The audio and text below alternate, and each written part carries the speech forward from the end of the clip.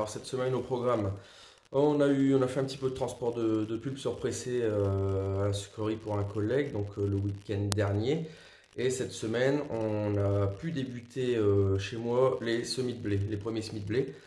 On a eu une petite fenêtre météo au début de semaine et une petite fenêtre météo fin de semaine, de la pluie en milieu de semaine. Ça n'a pas séché terriblement. Par contre, on a vraiment fait du bon travail dans les semis qu'on a fait. Lundi soir, on a fait une nuit de semis chez moi, pour moi, avec un collègue. Et là, on a vraiment fait du bon boulot. Par contre, là, on a voulu finir et faire la dernière parcelle après le maïs grain dans l'argile cette fin de semaine avant le retour de la pluie ce week-end. Et là, bon, bah, c'est soldé par un échec puisque ça s'est pas passé comme on l'aurait souhaité, c'est encore trop gras. Et on a une mouillère dans la parcelle, chose que j'ai découvert cette année, donc ça fait qu'un an que je cultive.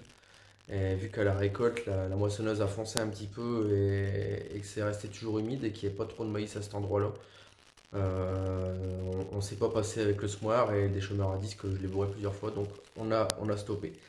Bon, ce que je vous propose, c'est que je vous montre quelques images de tout ça. J'ai pas pu filmer beaucoup parce que c'était vraiment un timing, c'était assez hard au niveau timing toute la semaine, avec pas mal de boulot aussi dans l'élevage. Donc j'ai pas pu filmer beaucoup étant donné qu'on a eu vraiment une fenêtre météo très courte pour semer et il a fallu vraiment y aller. Donc je vous montre un petit peu tout ce que j'ai pu vous filmer et toutes les images que j'ai et puis je vous reprends à la suite de ça.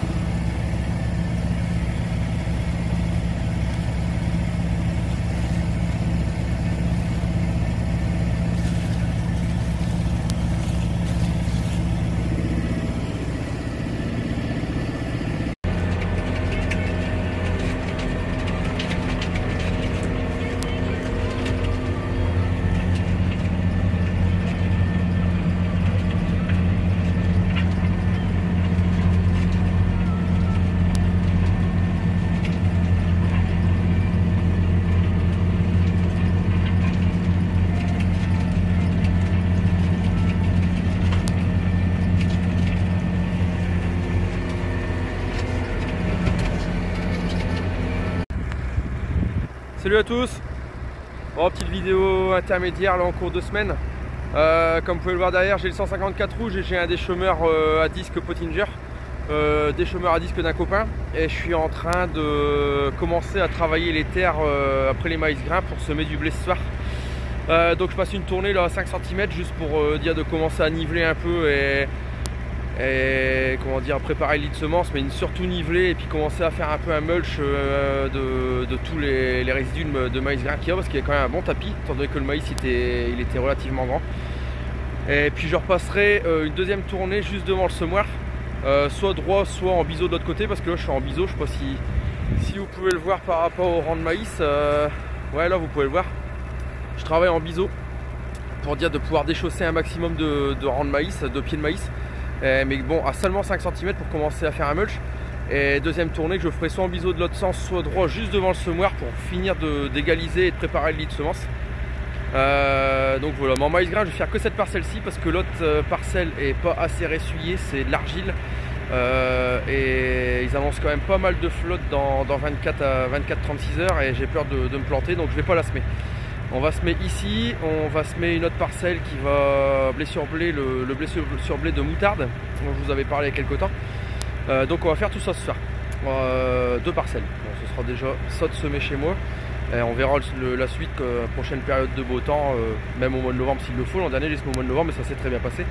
Donc patience, je préfère attendre et aller dans les terres au moment où il faut, même sur du gel, en pleine nuit s'il le faut, que de faire des conneries là, avant la flotte qu'ils annoncent dans 2 jours.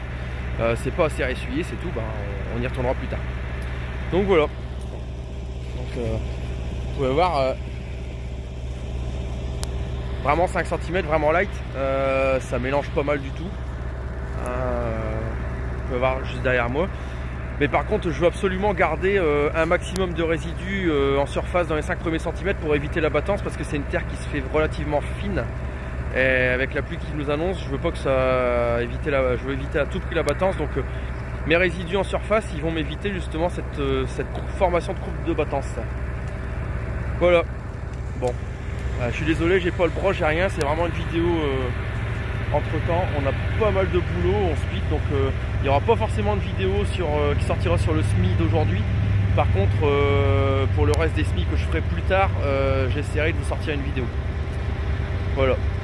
Allez, je vous mets quelques rushs de tout ça. J'essaie de vous mettre peut-être aussi quelques rushs du SMI, si je le peux tout à l'heure. Et puis, je vous dis à bientôt pour une prochaine vidéo.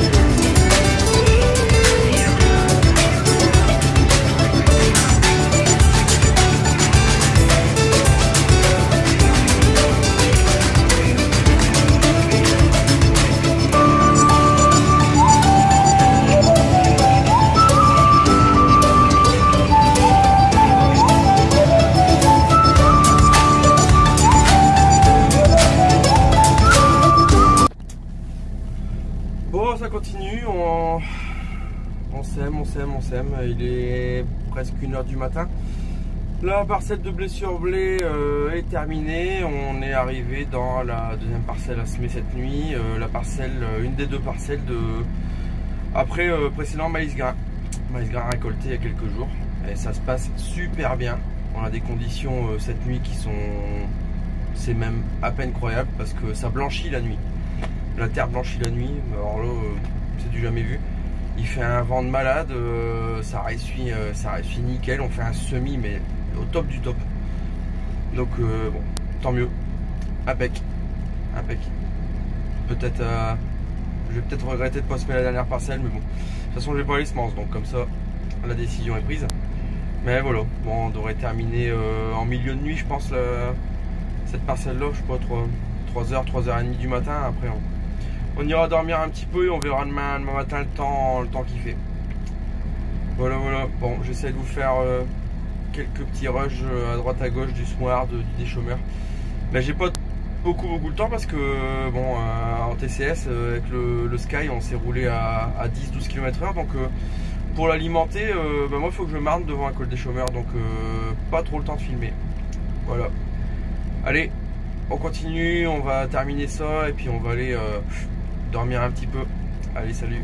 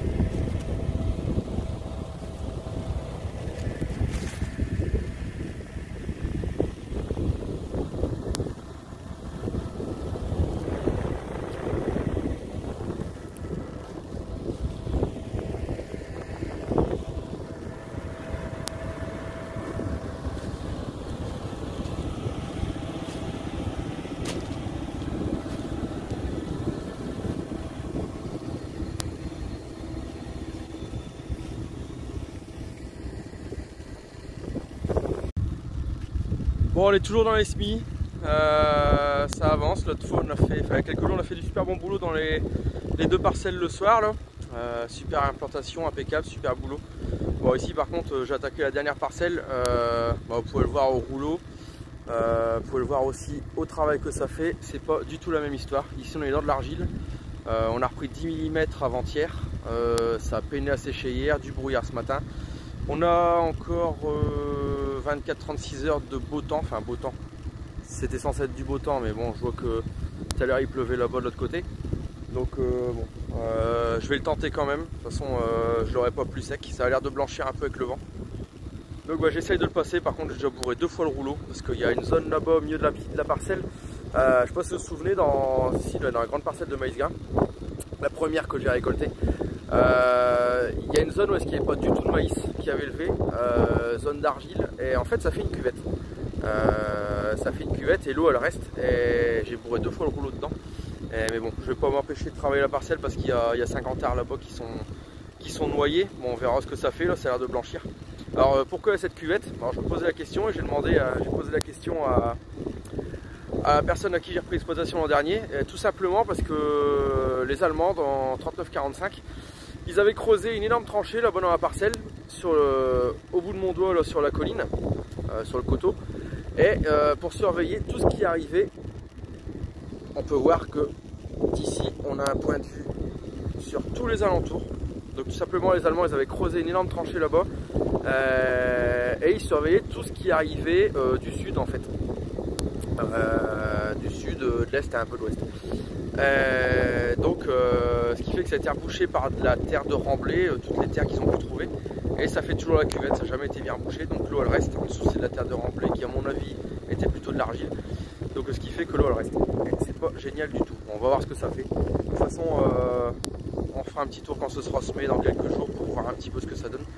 Et puis je vous ferai un petit topo au fur et à mesure de la levée et puis l'évolution de la culture.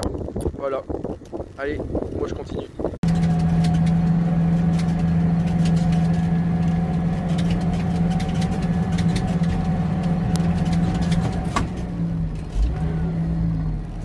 Donc comme je vous expliquais précédemment, là, il y a cette fameuse cuvette que vous voyez juste au nez du tracteur. Vous voyez là c'est moi quand j'ai fait le clifo hier, j'ai foncé un petit peu avec le 845 à cet endroit là. La batteuse avait foncé un petit peu aussi, c'est pas très grand, hein, ça fait vous voyez tout ce qui est un peu vert là, c'est partout, c'est la zone où il y avait très peu de maïs qui ont levé. Sans doute parce que c'était pas assez réussi au printemps quand j'ai semé, mais bon, première année de culture, on connaît pas forcément les parcelles. Donc il n'y a pas grand, mais par contre c'est hyper gênant, j'ai bourré 2 fois le rouleau. Et comme je vous ai dit précédemment aussi, c'est à cet endroit précis là au nez du tracteur que les Allemands avaient creusé une tranchée pour surveiller tout ce qui arrivait. Alors vous voyez le point de vue qu'on a d'ici. Là ils avaient une vue imprenable sur tout ce qui pouvait arriver comme attaque venant du sud, venant un peu de l'est, voilà, on voyait très loin, et aussi venant des côtes de l'ouest. Est-ce que les côtes elles sont là-bas au bout, enfin en direction, pas là-bas au bout mais en direction. Donc voilà, et ce qui fait que c'était remblayé et que maintenant ça mouille, on peut même appeler ça une mouillère malgré que ce soit pas dans des fonds. Voilà. Voilà, donc j'espère que ces petites images vous ont plu. J'essaierai pour la dernière parcelle, quand j'arriverai à la semer, je sais pas quand, il va falloir soit du gel, soit une longue période de beau temps pour y remettre les pieds. Et si vraiment c'est pas possible, qu'on n'a pas de gel et que c'est un hiver très doux, ça se soldera malheureusement par une culture de printemps et c'est pas mon choix, mais bon, à voir. Cet échec sur cette dernière parcelle, j'y reviendrai la semaine prochaine quand je vous ferai un petit tour de plaine pour voir l'évolution des semis réalisés en début de semaine qui auront déjà une dizaine de jours, donc qui seront proches de sortir de terre, qui seront au moins germés. On ira voir un petit peu aussi les engrais verts que j'ai semés. Et on ira voir cette parcelle où on a semé 75 arts sur la totalité de la parcelle. On ira voir ensemble, je vous ferai voir. Et on essaiera de comprendre pourquoi c'est un échec, les raisons et ce que j'envisage peut-être de changer dans cette parcelle pour réussir à la travailler plus sereinement dans les années futures. Avec peut-être changement d'assolement, changement de technique, à voir. Mais ça, on en reparlera la semaine prochaine dans une vidéo tour de plaine. Voilà, sur ce, moi je vous laisse. J'espère que cette vidéo vous a plu. N'hésitez pas à liker, à partager, à mettre un petit commentaire. Posez-moi toutes les questions que vous voulez. On peut débattre d'un tas de choses hein, sur pourquoi j'utilise pas de charrue dans ces parcelles-là, etc. Je vous répondrai, il n'y a aucun souci, c'est mon choix. J'estime que c'est pas nécessaire de labourer de l'argile comme ça et autant attendre des meilleures conditions pour le semer. Voilà, on peut en discuter, vous pouvez me mettre des petits commentaires, il n'y a pas de souci. Partagez, likez et je vous dis à la semaine prochaine. Allez, salut, ciao!